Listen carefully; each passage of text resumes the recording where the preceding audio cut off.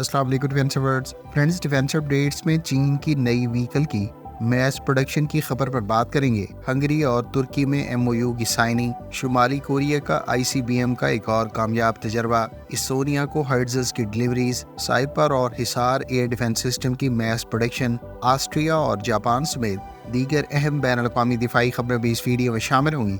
So let's start.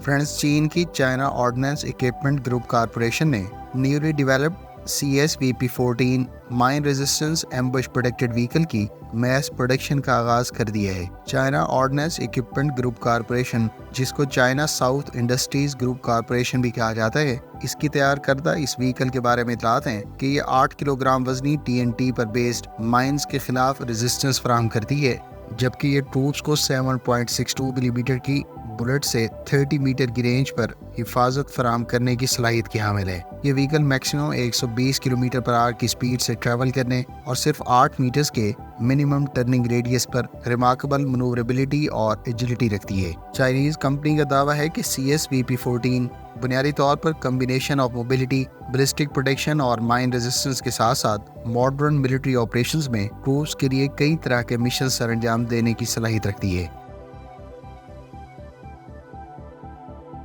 Friends, तुर्क presidency और defence ने तुर्क कंपनियों के साथ हिसार और Siper block 1 air defence missile system की मैस प्रोडक्शन से मुतालिक कॉन्ट्रैक्ट साइन कर दिया है। तुर्क ऑफिशियल्स के मुताबिक साइपर ब्लॉक 1, जिसको long range air defence missile system कहा जाता है, इस सिस्टम के एक्सेप्टेंस टेस्ट मई 2024 में मुकम्मल हो जाएंगे और इब्तदाई मैस प्रोड्यूस यूनिट्स 2026 में तुर्क मुसल्लह अफवाज के हवाले किए जाने हैं। ख्याल रहे कि इस मैस प्रोडक्शन से मुतालिक कॉन्ट्रैक्ट साइनिंग सेरेमनी के दौरान जहां तुर्क डिफेंस इंडस्ट्री के दीगर ऑफिशियल्स मौजूद थे, वहां तुर्क वजीर दिफा और तुर्की की मुसल्लह अफवाज के सरबराहान भी इस मौके पर मौजूद थे। मीडिया रिपोर्ट्स के मुताबिक Hisar short range air defence missile system की मैस प्रोडक्शन 2025 के अवाइल में शुरू कर दी जाएगी और मैस प्रोड्यूस यूनिट्स की 2025 के आखिर में फॉर्मल इंडक्शन मुतवक्के है। ख्याल रहे कि साइपर ब्लॉक 1 बुनियादी तौर पर 100 किलोमीटर से जायद की रेंज रखता है, जबकि साइपर ब्लॉक 0 के बारे में कहा गया है कि वो 75 किलोमीटर से जायद की रेंज पर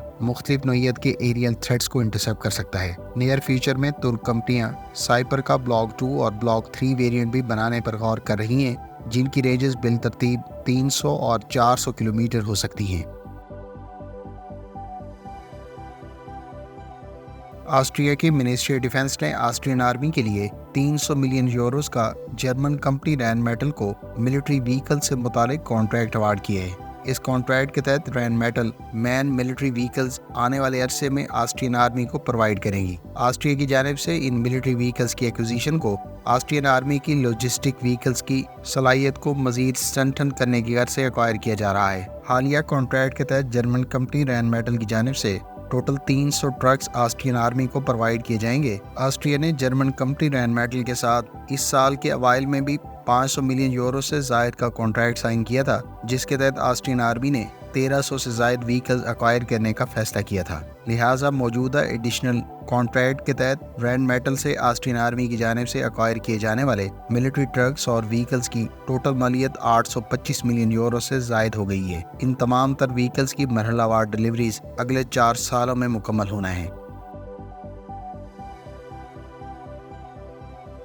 फ्रेंड्स, जापान के बारे में रिपोर्ट्स हैं कि 2024 के लिए उसका दिफाई बजट बढ़कर $54 अरब हो सकता है। जापान टाइम्स की रिपोर्ट्स के मुताबिक जापान तकरीबन $54 अरब के डिफेंस बजट की फिस्कल ईयर 2024 के लिए मंजूरी देने के करीब है। जापान की जानिब से बढ़ते दिफाई बजट को रीजनल सिक्योरिटी लैंडस्केप में बढ़ते चैलेंजेस और मिलिट्री की सलाहियत को मजीद स्ट्रेंथन करने की गर्ज से किया जा रहा है। ख्याल रहे कि जापान ने हालिया कुछ अरसे में दिफाई नौइयत के अलावा ऑफेंसिव नौइयत के भी कई तरह के वेपन्स की एक्विजिशन का फैसला किया है, जिसमें अमरीकी साख्ता टॉमाहाक क्रूज मिसाइल्स और मकामी सतह पर लॉन्ग रेंज मिसाइल्स की डेवलपमेंट्स के अलावा एयर डिफेंस सलाहियत को मजीद स्ट्रेंथन करना शामिल है।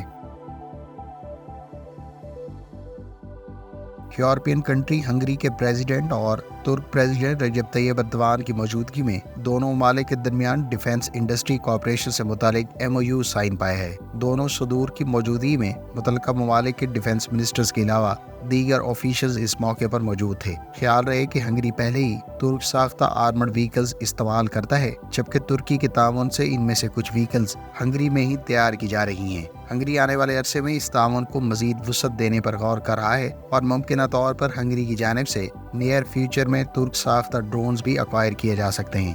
گو کہ ابھی تک یہ واضح نہیں کہ کن شعبوں میں دونوں ممالک کے درمیان تعاون کیا جائے گا، تاہم ممکنہ طور پر وہیکلز ڈیولپمنٹ سے آگے مختلف نوعیت کے ایمونیشن اور ڈرونز کی ایکوزیشن کی توقعات کی جا سکتی ہیں۔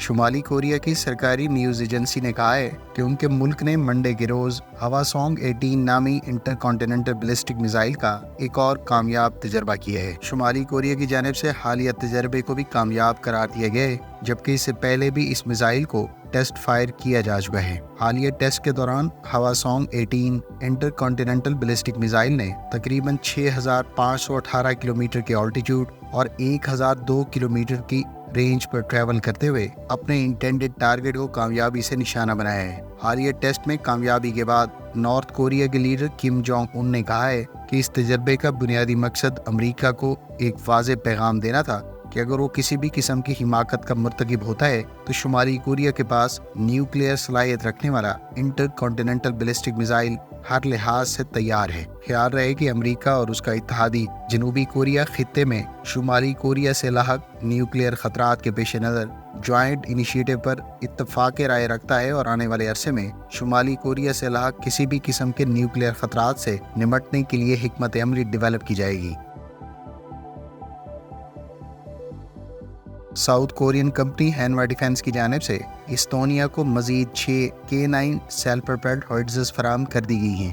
استونیا کی جانب سے total 36 K9 Thunder self propelled howitzers اپنی آرمی کے لیے ایکوائر کی گئی ہیں، جبکہ حالیہ 6 K9 تھنڈر سیلف پروپیلڈ ہوئٹزز کی فراہمی کے بعد اب تک ساؤتھ کوریا کی جانب سے استونیا کو پرووائڈ کی جانے والی ہوئٹزز کی تعداد 24 ہو گئی ہے۔ استونیا نے ابتدائی طور پر 24 K9 Thunder self propelled howitzers South Korea سے 2020 میں ڈیل کے تحت آرڈر کی تھی، جن کی ڈلیوریز اسے مرحلہ وار 2020 میں ہی شروع کر دی گئی تھی۔ تاہم مزید 12 ہوئٹزز لیٹر آن آرڈر کی گئی تھی اور ان ہوئٹزز کی ٹوٹل مالیت 120 ملین یوروز بتائی جاتی ہے۔ استونیا یورپین کنٹریز میں ساؤتھ کورین ساختہ K9 تھنڈر کو آرڈر کرنے والے ابتدائی کسٹمرز میں سے ہے، تاہم بعد میں پولینڈ کی جانب سے بڑی تعداد میں یہ ہوئٹزز ساؤتھ کوریا سے آرڈر کی گئی ہیں۔ پولینڈ ان ہوئٹزز کو نہ صرف ساؤتھ کوریا کی جانب سے پروڈکشن کے بعد حاصل کر رہا ہے، بلکہ ٹرانسفر آف ٹیکنالوجی کے تحت ان ہوئٹزز کی لوکل پولینڈ میں پروڈکشن بھی آنے والے عرصے میں کی جائے گی۔ فرینڈز، یہ تھی آج کی ڈیفنس اپڈیٹس۔ امید ہے اس ویڈیو سے آپ کی معلومات میں اضافہ ہوگا۔ ملتے ہیں نیکسٹ ویڈیو کے ساتھ، اپنی دعاؤں میں یاد رکھیے گا۔ اللہ حافظ۔ پاکستان زندہ باد۔